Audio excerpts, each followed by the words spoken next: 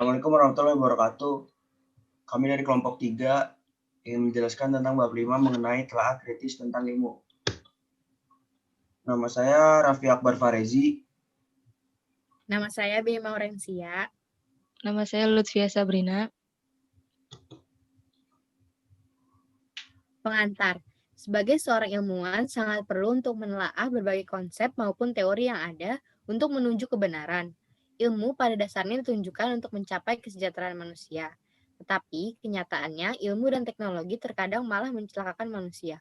Tujuan manusia berilmu adalah agar manusia dapat berterima kasih kepada Allah dan bukan untuk mengingkari kekuasaannya. Pada bab ini akan disajikan berbagai pendapat dan kritik tentang tingkat perkembangan pengetahuan manusia, pandangan Islam tentang sumber ilmu, dampak ilmu, dan teknologi barat. Dilanjutkan dengan jawaban pertanyaan, apakah ilmu bebas nilai? 1. Tingkat perkembangan pengetahuan manusia. Onta 1978 sampai 1857 membagi 3 tingkat perkembangan pengetahuan manusia, yaitu religius, metafisik, dan positif. Konsep ini selanjutnya didukung oleh para ilmuwan seperti diuraikan sebagai berikut. Dalam tahap pertama, maka asas religilah yang dijadikan postulat ilmiah sehingga ilmu merupakan deduksi atau penjabaran dari ajaran religi. Tahap kedua, orang mulai berspekulasi tentang metafisika atau keberadaan wujud yang menjadi objek penelaahan yang terbebas dari dogma religi dan mengembangkan sistem pengetahuan di atas dasar postulat metafisik tersebut. Sedangkan tahap ketiga adalah tahap pengetahuan ilmiah. Ilmu di mana asas-asas yang dipergunakan diuji secara positif dalam verifikasi yang objektif. 2.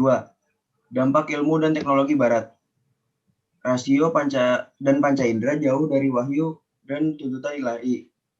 Meskipun telah menghasilkan teknologi yang bermanfaat bagi manusia, ilmu barat modern telah pula melahirkan bencana, baik kepada kemanusiaan, alam, maupun etika.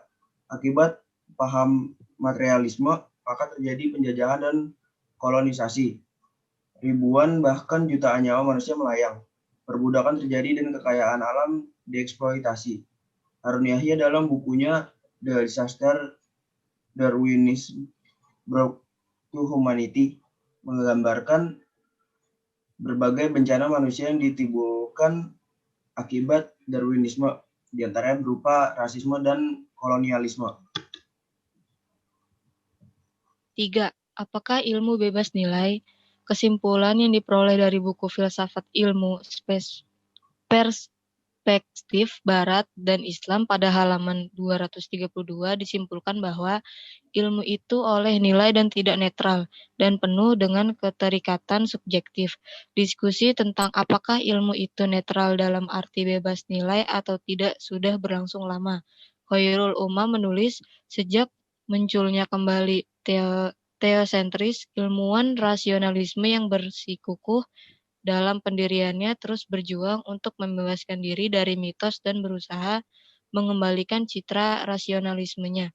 Pada zaman modern, semangat tersebut semakin bangkit setelah René Descartes menyampaikan diktumnya yang terkenal cogito ergo sum, artinya aku berpikir aku ada. Diktum itu mengisyaratkan bahwa rasionalah satu-satunya pengetahuan, rasionalah sang raja pengetahuan, dan ia harus terbebas dari mitos-mitos keagamaan seperti wahyu, Tuhan, kredo, nilai, dan lain sebagainya. Masa inilah yang kemudian melahirkan Renaissance yang berarti kelahiran kembali dalam ilmu pengetahuan serta diikuti Aufklärung, pencerahan yang menandakan bangkitnya ilmu pengetahuan dengan prinsip dasar rasionalisme, netralisme, dan bebas nilai.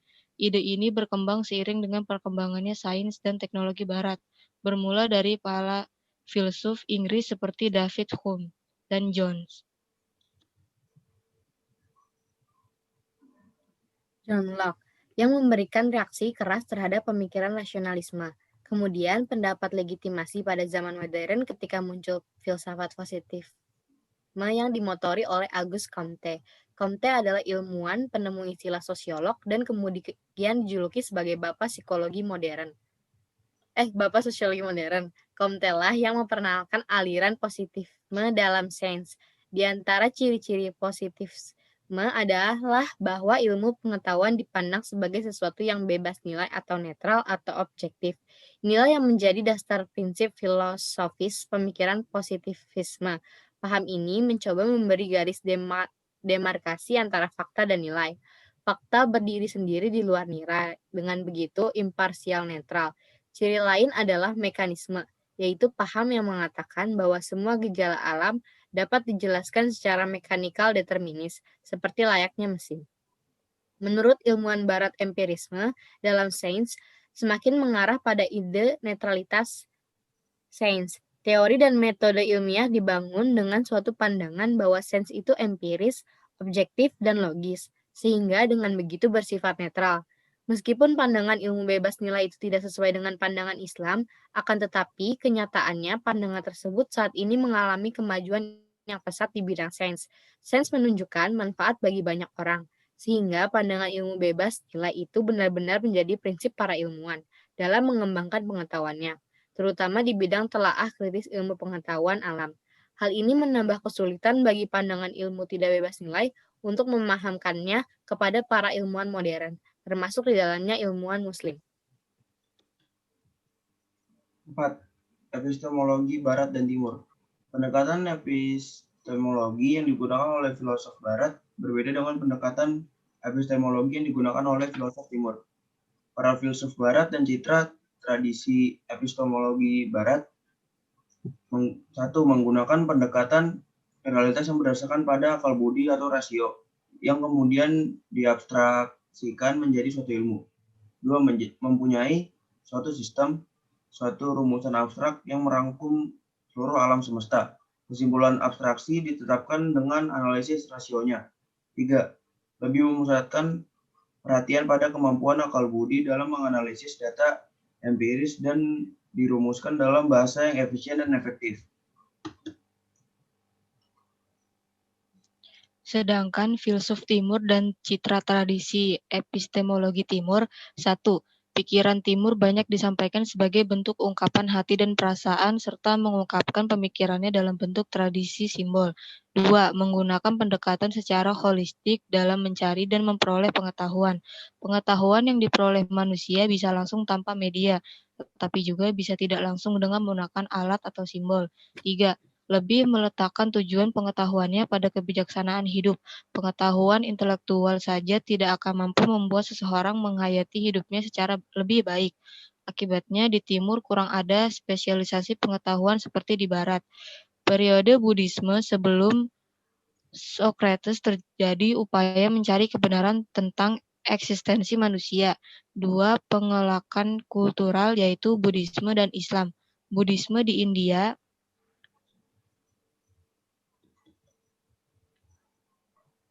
pada zaman Weda kuno yang berisi mantra keagamaan yang bertujuan memuji dewa. Zaman Brahmana, hasil pemikiran zaman ini lebih bersifat abstrak atau metafisik, karena kehidupan harian dipusatkan pada kurban yang bersifat sakramental dan simbolis. Ciri pemikirannya belum mencapai suatu sistem yang bulat. Periode antara Weda dan Buddhisme disebut Jainisme, agama pengikut Jina. Jina adalah orang yang sudah mendapat kemenangan rohani. Jainisme merupakan reaksi terhadap zaman Brahmana dengan aspek epistemologi bertolak dari asumsi kultural yang mendatar dan inti pemikiran epistemologi bahwa pengetahuan itu mencerahi diri. Jainisme memandang pengetahuan fisik tidak final, tetapi selalu berproses baik langsung maupun tak langsung. Kebudayaan Islam berasal dari agama Islam, lebih bersifat kaidah logika yang subjektif dan metafisik. Kebudayaan Barat lebih bersifat sains dan rasio.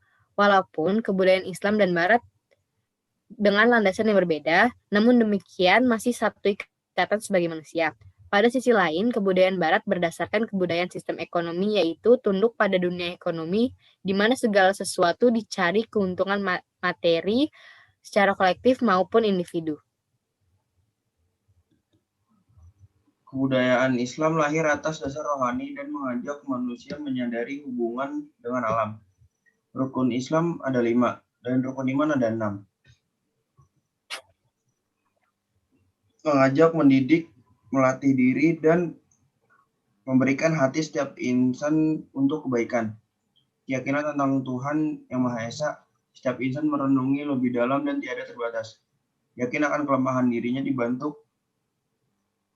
kesadaran tentang alam dan kekuatan di atas panca indera atau otak. Kekuatan tersebut merupakan iman dan perasaan rohani yang dirasakan oleh manusia, meliputi diri setiap insan, berkomunikasi dengan alam, dan hanyut dalam keterbatasan ruang dan waktu.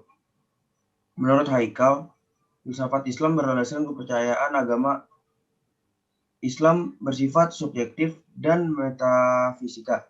Kaidah logika dan subjektif merupakan satu ikatan.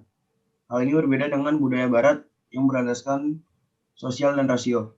Kebudayaan tunduk pada sistem ekonomi, keuntungan materi kolektif didasarkan pada pola etika. Kehidupan spiritual adalah urusan pribadi dan pegangan dasar kehidupan adalah mencari keuntungan. Kebudayaan Islam lahir atas dasar rohani yang mengajak manusia untuk menyadari hubungan dengan alam. Iman mengajak, mendidik, dan melatih diri manusia atau hatinya untuk kebaikan. Iman intelektual merupakan renungan tentang Allah SWT, merenung lebih mendalam tanpa batas, yakin akan kelemahannya, dan dibantu dengan kesadaran akan alam yang dibantu kekuatan di atas panca indera. Perasaan manusia yang menyadari wujud yang maha tinggi, yang maha pencipta, akan melahirkan kesadaran bahwa manusia akan kembali kepadanya.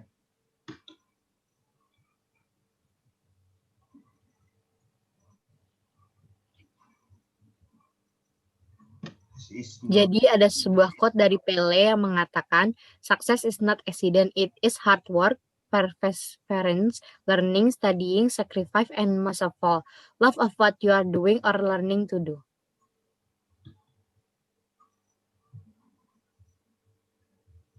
Kebudayaan Islam lahir atas dasar rohani yang mengajak manusia untuk menyadari hubungan dengan alam.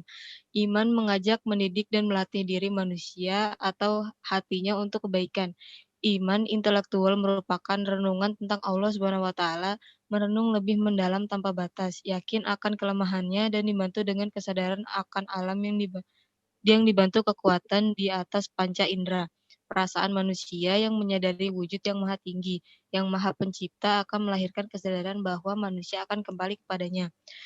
Terdapat perbedaan antara pendekatan epistemologi yang digunakan oleh filsuf Barat berbeda dengan pendekatan epistemologi yang digunakan oleh filsuf Timur. Ilmu itu terikat oleh nilai dan tidak netral dan penuh dengan terikatan subjektif. Sekian dari kami kelompok 3. Wassalamualaikum warahmatullahi wabarakatuh.